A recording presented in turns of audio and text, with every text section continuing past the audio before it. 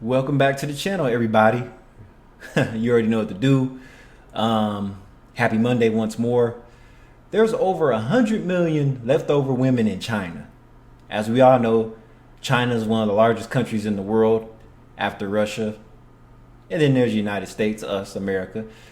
But there's 100 million leftover women in China. Yet, there's 50 women to one man.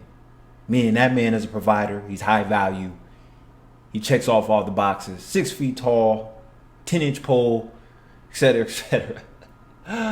But let's tune into the matchmaking events that everybody's complaining about. And it's not just China, it's America too. But today we're going to talk about China. Shout out to China Observer. Let's go. Have you heard about the matchmaking event in Beijing where no men showed up? Can you believe it?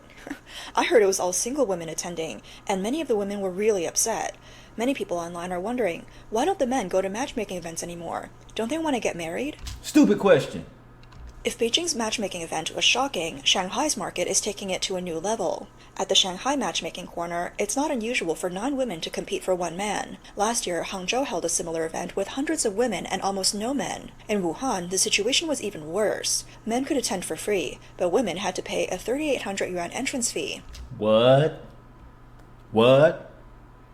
It's kind of like the opposite of going to a nightclub. The men have to pay, they have to wait outside in line because nobody knows them. The bouncer's an asshole, and all the women have to do is show some flesh, and they get the red carpet treatment. Come on, ladies. But not this time. But guess what? The men still didn't come. Just like the earlier question, do men really not want to get married? A user gave a sharp analysis. Look at this. Cutie heaven. 有钱有能力的男人不缺对象。 Rich and capable men don't lack for options, but men without money or ability, even if they go, it's a waste of time, so no one will be interested. You hear that? See, men with value, they don't have to come to these matchmaking events because they have lineups of women that nobody else has access to. It's kind of like the beauty pageants. Those beauty pageants are ran by escort services based in other countries. So the same group of high value guys share those women in those beauty pageants. So regular people don't have access to them. Even if they do have savings, trust fund babies, whatever, that's not enough. They have to be with people that are pretty much already accelerated, activated, and pretty much established and published. Some people say that at matchmaking events, rich people get targeted, while those with average conditions only end up humiliating themselves. No shit, Sherlock. I mean, come on now. That's the first thing that these women are looking at when they go to these events. Who's the most high value? But there's an argument, there's a loophole here. As a man being attractive versus being ugly, fat beer belly, but money in the bank. Some people have it all if they're fortunate. They're over 6 feet tall, decent body weight, attractive in the face, money in the bank account, this going on, that going on, celebrity-like status. But not everybody has that. A lot of times, these guys that have the boats and the yachts with all the young girls on them, it's some fat potbelly guy, short. So why bother?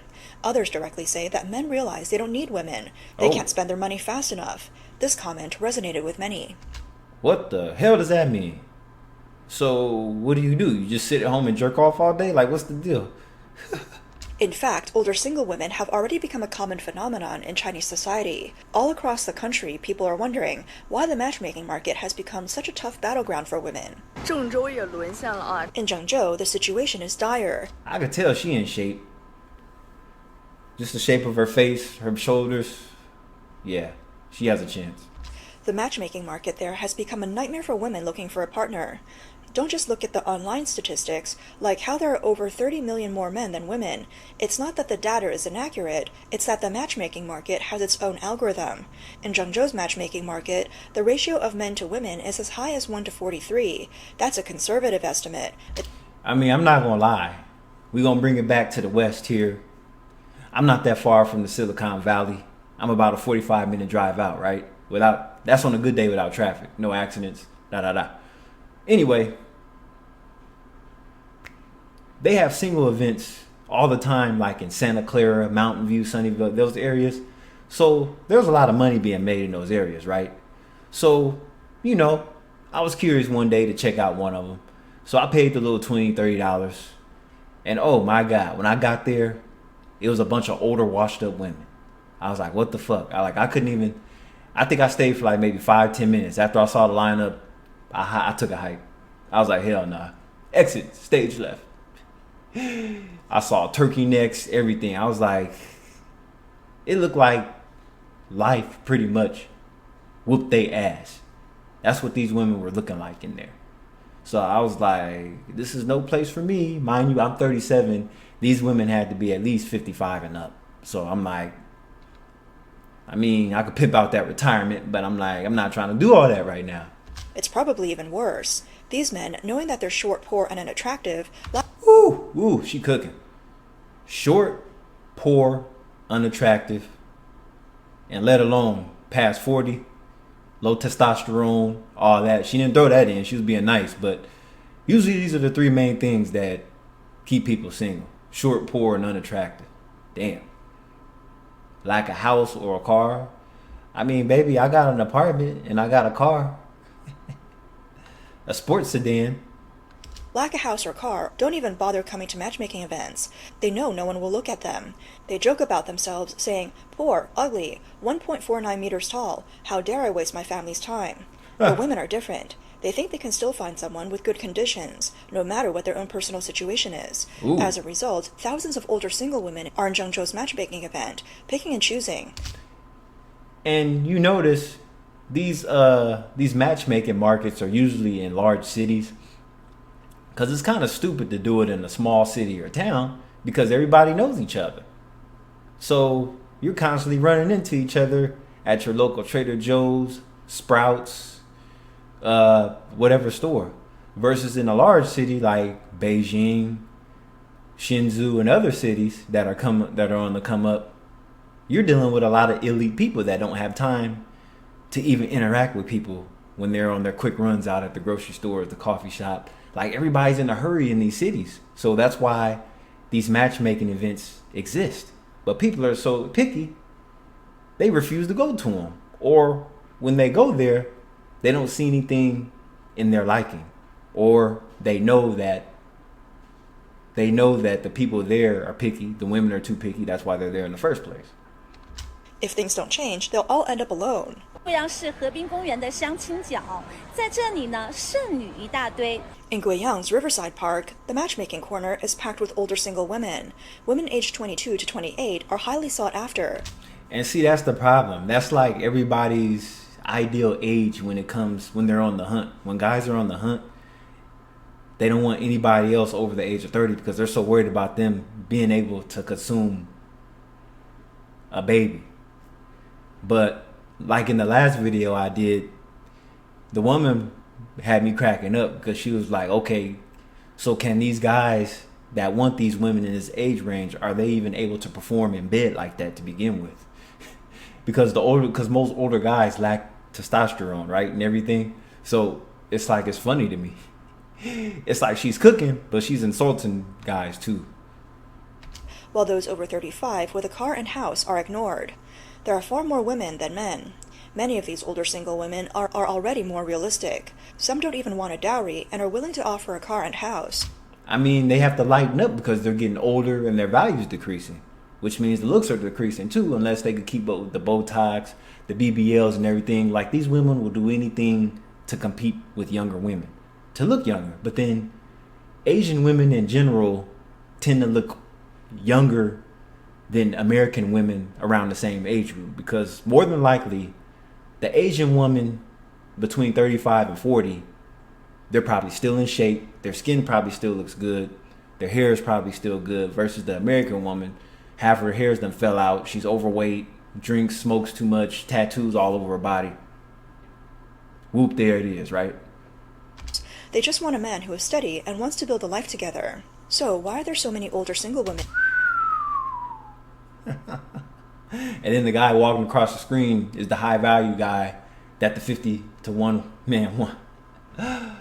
in China. One user compared it to leftover dishes at a restaurant. Ooh. Why are some dishes still there while others are sold out? They summed up the 3 reasons. First, the dish doesn't look very good. Oh. Second, it doesn't taste good. Third, the dish is too old and doesn't taste right. Damn. Fourth, it's clearly leftover from someone else. Fifth, the dish was poorly made but is sold at a high price. Another user added, men have so much pressure these days. They're all busy making money. Men without money can't even afford to go to matchmaking events. And even if they do, there's no hope. As for rich men, why would they go for leftover dishes? And that was pretty much the point where I was getting at. It's like rich men, high value men, like having money doesn't make you high value. Let's not get it twisted. It's all about your social engineering. Who you have in your circle. Like you can't be high value and everybody in your circle is pretty much shitty individuals. High value individuals are usually friends. They usually befriend other high value people that have a good circle with connections.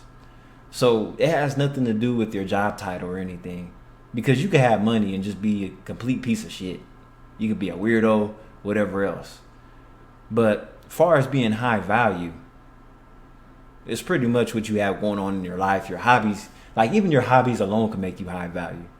I'm a car enthusiast. I'm well connected in the car community, so I have some value. And I have other things going on outside of my job too. So this isn't even bragging rights. I'm just making an example out of that. So it's like for me, I wouldn't go to these events because I know what's there before I get there. Washed up leftovers.